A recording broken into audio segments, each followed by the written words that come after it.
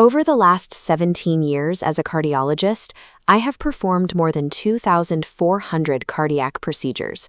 I've spent nights in the ER where every second counted, and published research on the mechanics of the human heart. At 7:22 a.m. on a Tuesday, my mother called. Her voice sounded strained, a tone I'd never heard from her before. She told me she felt dizzy and that her heart was racing the moment she woke up. She belongs to a generation that avoids complaining. Despite that, I gave her the same advice I'd give anyone feeling slightly off after a full night's sleep. I told her her heart was simply adjusting to being awake and that she should sit down and drink some water. I was so confident in that assessment that I didn't even tell her to call an ambulance. Medical training often creates a blind spot for the intense biological stress older adults experience during the simple act of waking up. 48 minutes later, my father was screaming into the phone. My mother had collapsed in the kitchen, her lips were turning blue, and he couldn't find a pulse. The ambulance arrived in 6 minutes. It took the paramedics another 12 minutes of work to get a stable rhythm back. For 12 full minutes, my mother's heart had completely stopped. I met them at the hospital and stood in the ER in my white coat, surrounded by my own colleagues. Despite all my credentials, I was a spectator while they fought to keep her alive. Once she was stabilized, the attending physician pulled me aside and asked a single targeted question. "What was your mother doing this morning before the symptoms started?" I called my father to find out. He walked me through her morning with total precision. She had followed her exact normal routine, the same pattern she'd practiced every day since retiring 8 months earlier. The danger lived in the timing. A harmless daily habit transforms into a cardiac trigger based on the specific biological window in which it's performed. To understand why this happens, look at what occurs inside the human body the moment you open your eyes. Your internal systems detonate. This graph tracks daily cortisol production.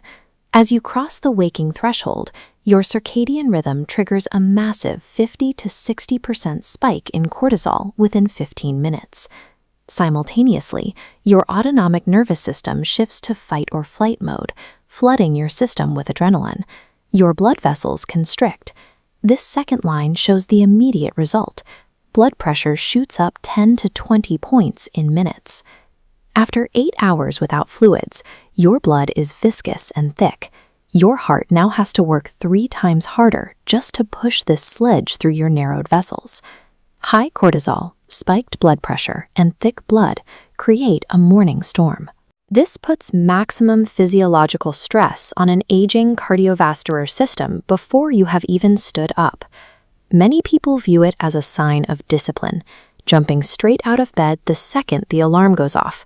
For an older adult, this triggers orthostatic hypotension, a rapid, catastrophic drop in blood pressure caused by a sudden positional change. When lying horizontally for 8 hours, gravity has no vertical hold on your circulation. Your blood is distributed in perfect equilibrium. The second you stand up, gravity instantly pulls a full liter of blood out of your chest and into your legs. This loss of upper body fluid volume abruptly deprives the heart of the fuel it needs to pump oxygen to the brain. Internal pressure sensors called baroreceptors are designed to detect this fluid drop and force the heart to beat faster to compensate. This split-screen diagram compares that feedback loop across different ages. In people over 60, these baroreceptors lose their sensitivity. They act like smoke detectors with dying batteries, creating a measurable communication lag between the brain and the heart. During that lag, the brain is starved of oxygen. This leads to dizziness, blurred vision, and eventually a total collapse.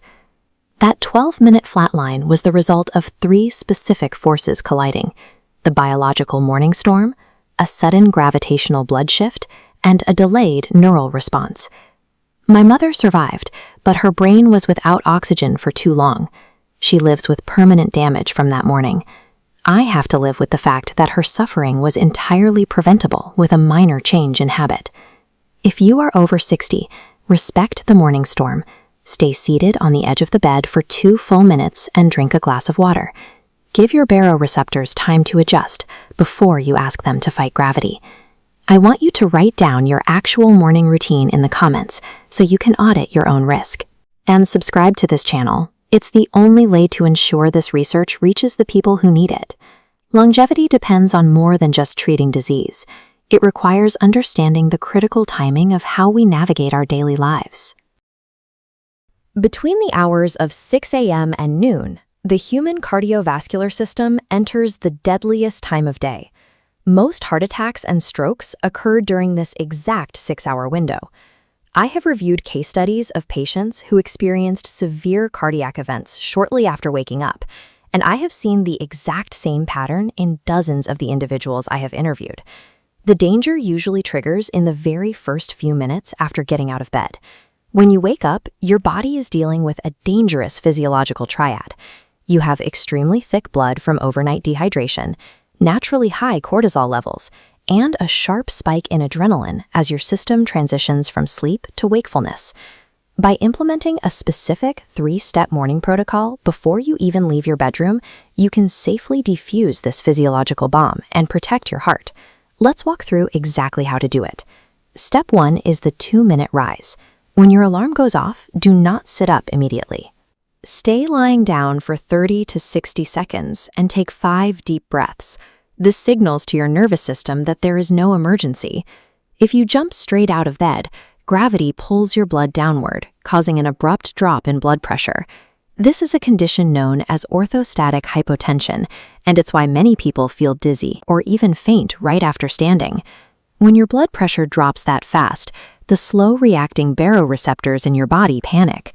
To prevent you from passing out, they flood your system with adrenaline, forcing your blood vessels to constrict and jacking the pressure back up as quickly as possible. This diagram shows what happens next. The sudden adrenaline surge causes reflex tachycardia. Your heart goes from a calm resting state to pumping violently against immense pressure. The rhythm becomes dangerously erratic, which can trigger fatal arrhythmias in a heart that is already under stress. To prevent this, the second half of the physical protocol requires you to sit on the edge of the bed for another 60 seconds with your feet on the floor. Looking at this anatomical cross-section, you can see why you need to perform continuous ankle circles while you sit. Those ankle movements engage your calf muscles. The muscles act as a secondary pump, mechanically pushing the blood that has pooled in your lower extremities back up toward your heart before you stand. Surrendering just 2 minutes to this deliberate, slow rising process directly prevents a catastrophic adrenaline shock to your cardiovascular system. Step 2 is the 400 milliliter flush. Before you look at your phone and before you stand up to go to the bathroom, you need to drink 300 to 400 milliliters of room temperature water. Over the last 8 hours of sleep, your body has been continuously losing fluids. Every single breath you took released moisture, and your body actively lost water through perspiration. This overnight fluid loss creates a state of hemoconcentration. Your overall blood fluid decreases, but your total number of red blood cells and platelets remains exactly the same. This fluid dynamics model compares the mechanical workload on your heart. On the left, normally hydrated blood flows easily. On the right, thick, viscous morning blood struggles to move through your arteries and capillaries, requiring your heart to generate significantly more pressure to pump it. But the mechanical strain isn't the only issue. In thick blood, your platelets become magnetically sticky.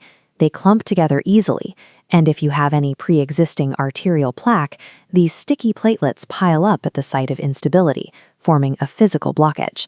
This stickiness leads directly to terrifying statistics. During the morning hours, this precise mechanism causes a 40. Step 3 prevents a massive error that 80% of people think is necessary to function: consuming highly concentrated caffeine, like espresso, on a completely empty stomach immediately after waking up. Caffeine is a powerful stimulant that triggers a dual physiological assault. It forces an additional massive release of adrenaline from your adrenal glands while simultaneously causing vasoconstriction, which rapidly narrows your blood vessels. This timeline graph illustrates the difference between drinking coffee on an empty stomach versus a full one. Without food to slow it down, caffeine hits its peak concentration in your bloodstream in just 15 to 20 minutes, compared to a gradual 60-minute absorption curve when buffered by food. This accelerated timeline creates a severe caffeine shock. Blood pressure can spike by 20 to 40 points in a matter of minutes, pushing your cardiovascular system into a state of severe hyperexcitability. Keep in mind, this abrupt chemical shock is hitting a heart that is already operating at maximum capacity, actively fighting against high morning cortisol and the thick, sticky blood we just diluted. For an older cardiovascular system with naturally stiffer arteries, this rapid spike in pressure often acts as the final trigger. The sudden mechanical stress forces unstable, pre-existing arterial plaque to rupture and form a lethal clot. You don't have to give up your morning coffee. By mandating that you eat food before you drink it, you transform caffeine from a dangerous cardiovascular trigger into a safely buffered morning ritual. 3 simple steps. Lie still for 60 seconds and breathe. Flush your system with 400 milliliters of water before you stand, and buffer your morning coffee with food. These specific, deliberate physical interventions decide whether your body undergoes a peaceful awakening or spirals into a catastrophic cardiac emergency. Think about your current morning autopilot routine. Then, break the pattern. Tonight, before you go to sleep, set a glass of water on your nightstand. Prepare your environment so that tomorrow morning you give your heart the gentle start it actually needs. Let's jump right into this explainer, because what we're talking about today is literally a matter of life and death. I need to share a deeply personal warning with you about a popular morning wellness routine. It's praised everywhere as the ultimate health hack, but it nearly killed my own mother. As a doctor, I spend my entire life studying human physiology, but I've got to tell you, absolutely nothing prepares you for seeing these hidden dangers strike so incredibly close to home. So I want you to stop and really ask yourself right now, is your healthy morning routine silently damaging your heart? We all adopt these habits, right? We want to be proactive, we want to live longer, better lives, but as we'll uncover in the clinical data today, some of the most celebrated morning rituals out there are actually creating lethal combinations of cardiovascular stress. It's a real wake-up call. Okay, let's start with part 1, the coffee trap, and how to navigate morning caffeine safely. Let's rewind to the very start of a typical morning. The alarm goes off, and for millions of us, the immediate next step is coffee. But here is the thing. Throwing back an espresso on a completely empty stomach with 0 water, that is incredibly dangerous. As a doctor, my clinical recommendation is super simple. Never, ever drink it on an empty stomach. Always eat something first. Even if it's just a quick banana, a handful of nuts, or a piece of toast, you desperately need something in your stomach to slow the absorption of that caffeine and reduce its concentration in your system. And hey, if you normally drink intense espresso, try switching to regular coffee. If you usually down 3 cups, let's try scaling that back to 1.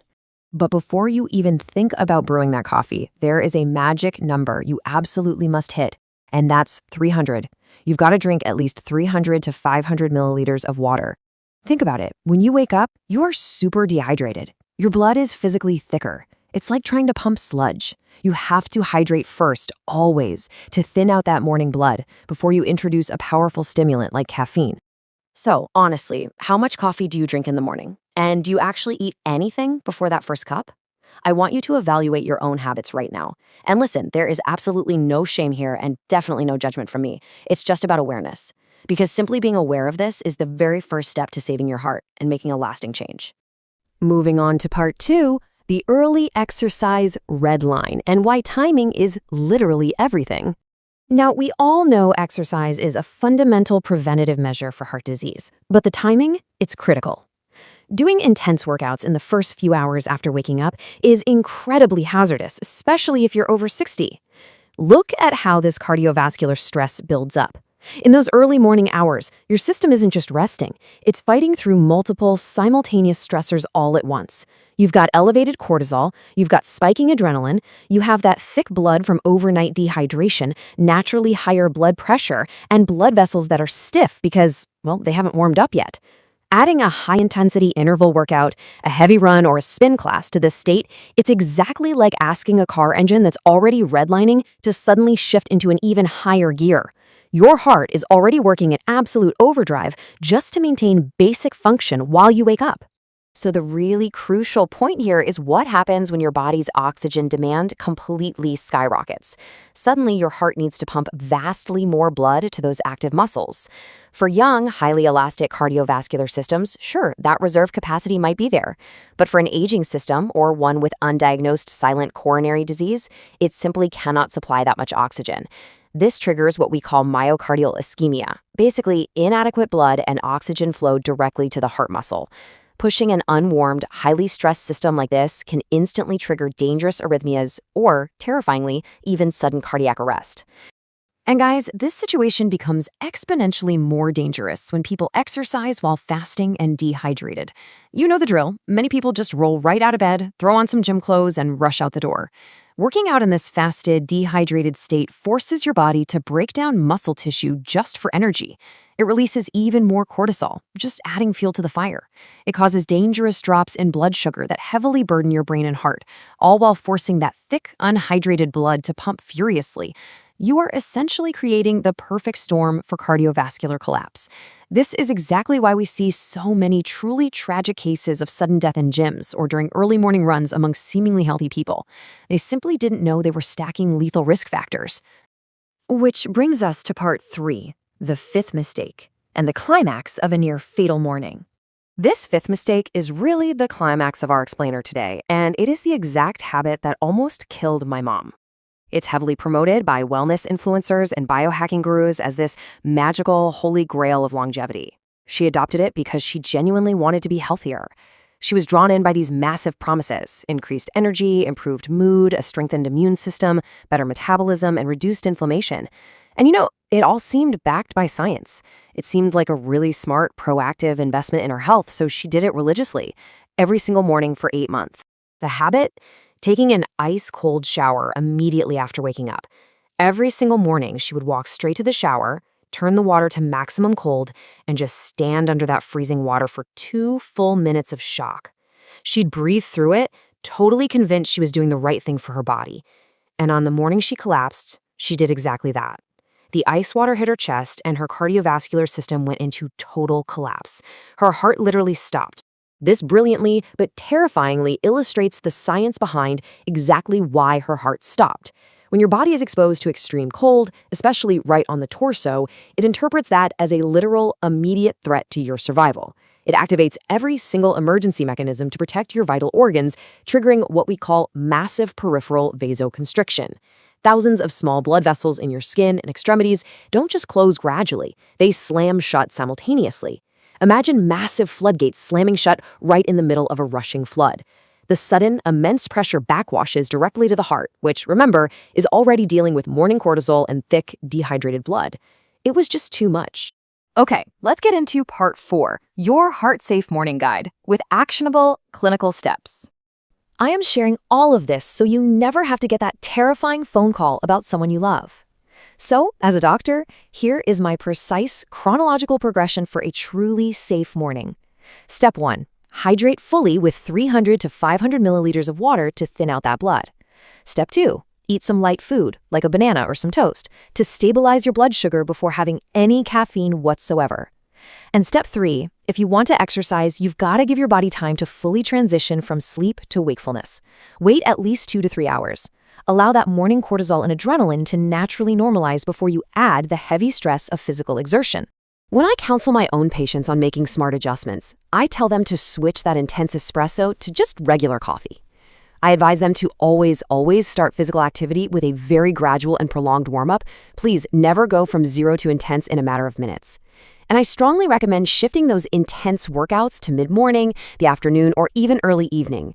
By then, your cardiovascular system is stable, it's warmed up, and it's actually equipped to handle the heavy demands without collapsing. So, I want to leave you with this final, really important thought. What are you going to change about tomorrow morning? You know the science now. You know the hidden stresses of dehydration, early intense workouts, and extreme cold exposure. You have the power right now to protect your own heart and the hearts of the people you love.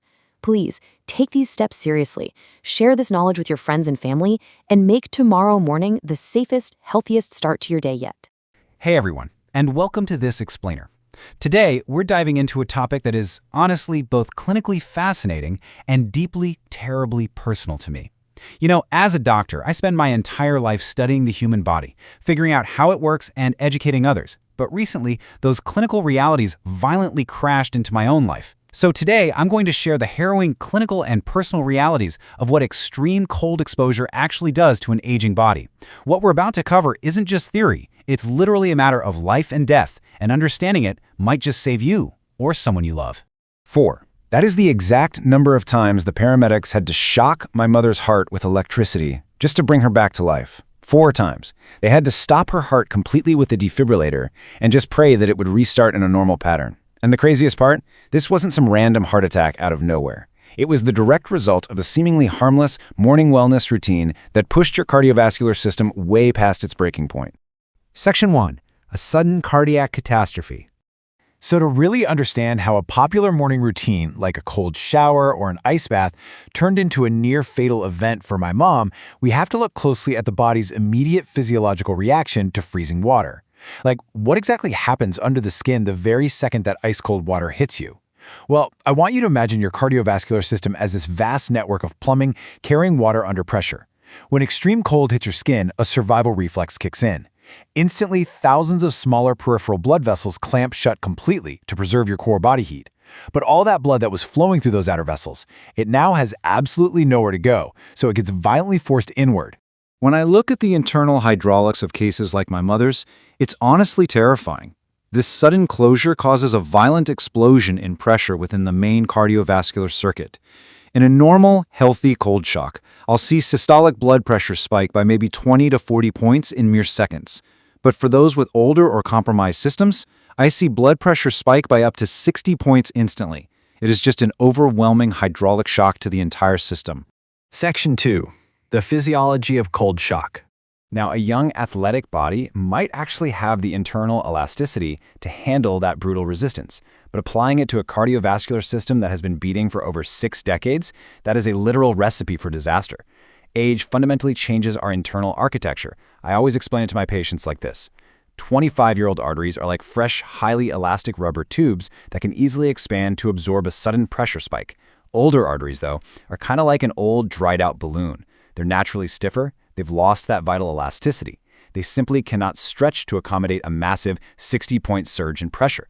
And you know what happens when you try to inflate an old balloon too fast? The risk of a fatal rupture, whether that's a burst plaque causing a heart attack or a burst vessel in the brain causing a stroke, skyrockets. But the thing is, the pressure spike is really only half the battle. To pump against this sudden massive resistance, the aging heart has to beat much harder and much faster. And this skyrocketing effort demands tremendous levels of oxygen. But here's the trap. That oxygen demand often cannot be met, thanks to asymptomatic, silent coronary artery disease. As a doctor, I can tell you for a fact that a vast majority of people over 60 have some degree of silent coronary disease. That's plaque buildup they don't even know is there, simply because it hasn't caused any symptoms yet. So, here is the absolutely crucial point. When the heart is forced into maximum overdrive, but those narrowed arteries can't deliver enough oxygen-rich blood, the heart muscle literally suffocates. This severe myocardial ischemia triggers something called ventricular fibrillation. The heart's electrical system completely destabilizes. It stops acting as a coordinated pump and just starts to quiver chaotically. Blood stops flowing to the brain and sudden cardiac arrest sets in. And tragically, this is exactly the deadly arrhythmia my mother developed lying there on her bathroom floor. Section 3. The wellness industry trap. So, how did we get here? What makes my mom's cardiac arrest so incredibly insidious is that it was driven by viral wellness trends. In my clinic, I see older adults watching 25-year-old athletes taking sunrise ice baths on social media all the time. They see the millions of views, they read the comments about optimization and longevity, and they fall into a very, very dangerous psychological trap. They think, well, if they can do it, I should be able to do it too. They falsely equate a young, undamaged physiology with their own, entirely missing the fact that the exact same practice that invigorates a young athlete can be a lethal shock to a 65-year-old heart. The wellness space loves to push this idea, this outright lie really, that shocking your system and enduring intense discomfort is always beneficial. They sell the idea that more extreme always equals better. But as a medical professional, I cannot stress this enough. Aging bodies do not work that way. They require approaches that work with their physiology, not violently against it. They require routines that respect decades of accumulated cardiovascular wear and tear. Section 4. Ignoring the warning signs. The absolute most heartbreaking truth of all is that my mother's body actually knew this. In the weeks leading up to her collapse, I now know her body was desperately trying to warn her that it just couldn't handle the strain. She experienced moments of dizziness. She felt brief chest discomfort and strange palpitations during her cold showers. But tragically, because of all that messaging she had absorbed online, she convinced herself she was just building resilience. She thought she was being disciplined, just toughing it out. She misinterpreted blaring danger sirens as signs of adaptation. Section 5. Safe Practices for Seniors. All right, so what do we do with this information? As a doctor, my medical advice is pretty clear. If you are over 60, I strongly urge you to avoid extreme cold exposure entirely, especially during those first few morning hours when your cardiovascular system is already naturally stressed just from waking up. But okay, if you absolutely must pursue the potential benefits of cold therapy, I insist my patients follow strict, non-negotiable protocols. Any implementation has to be incredibly gradual, spanning months, not days. You start with lukewarm water, never freezing. You drop the temperature by only a single degree a week. And crucially, you always direct the water to your extremities first, your hands and your feet. You never, ever shock your chest or your head first, because that triggers the most violent cardiovascular reflexes. And this brings me to the most important point. I need you to memorize these immediate stop signals: palpitations, dizziness, chest pain, shortness of breath, unusual fatigue. If you experience any of these symptoms while doing cold exposure, I want you to stop immediately and seek a medical evaluation. Let me be very clear, these are not signs of getting stronger. They are blaring sirens that you are in mortal danger and your heart is begging for oxygen. I want to leave you with a final, kind of provocative thought for this explainer. Are you willing to risk your life for a social media trend? Or will you listen to what your aging body actually needs? Biology absolutely does not care about viral videos. I'm sharing my mother's terrifying story and the real clinical science behind it to hopefully prevent another tragedy like the one my family barely survived. Respect your body's limits, listen to its warnings, and please stay safe out there. Be completely honest with yourself for a second here. How many invisible risks do you think you take every single morning before your feet even hit the floor? I mean, most of us wake up, the alarm blares, and we just kind of jump right into the day, right? But what if I told you that those first few minutes of wakefulness are actually the most dangerous, delicate moments of your entire day? In this explainer, we're going to unpack exactly why that is, and I'm going to share a 5-minute protocol that could literally save your life. I almost lost my mother to ignorance. Wow, that's a really hard truth to admit, especially as a doctor, but it's the absolute reality. You see, this isn't just clinical data to me, this is deeply, painfully personal. I spent years treating thousands of patients, understanding all the tiny intricacies of the cardiovascular system, and yet I was completely blind to the daily routine that was quietly putting my own mother in mortal danger. Section 1. A near-fatal morning. The invisible danger of waking up. Just 3 years ago, I received the exact kind of phone call that you honestly have nightmares about. My mom had collapsed on the kitchen floor right after getting out of bed. If my dad hadn't been home that morning, she would have died alone right there on the tiles.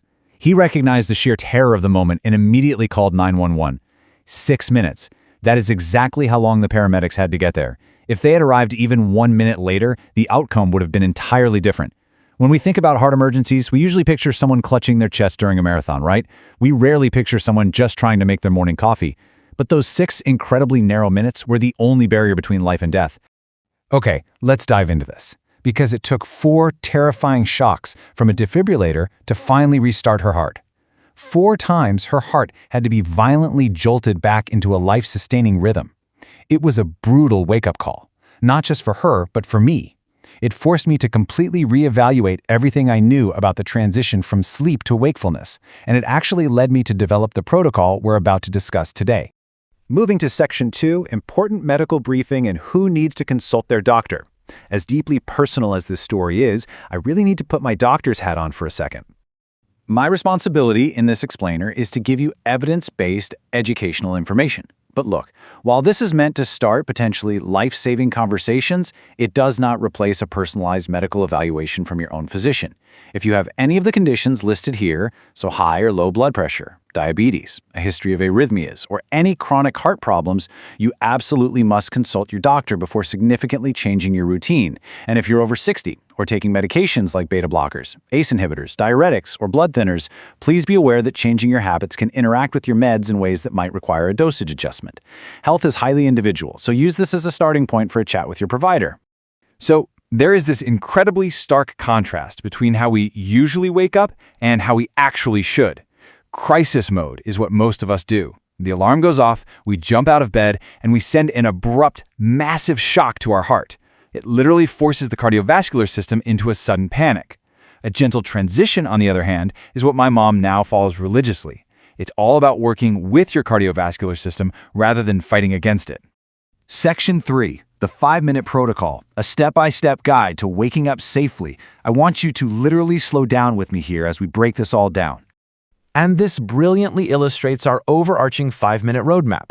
Look, I know the modern world screams at us to be wildly productive the second we open our eyes, but I promise you, taking this deliberately calm approach won't waste your time. It will safeguard your life. We move from awakening to hydration to adjustment to activation and finally transition. Each minute serves a highly specific physiological purpose. Let's look at exactly what you need to do during each of these crucial 60-second windows. All right, minute 1 is the awakening minute. When your alarm goes off, do not move. Seriously, stay lying down. Resist every urge you have to jump out of bed.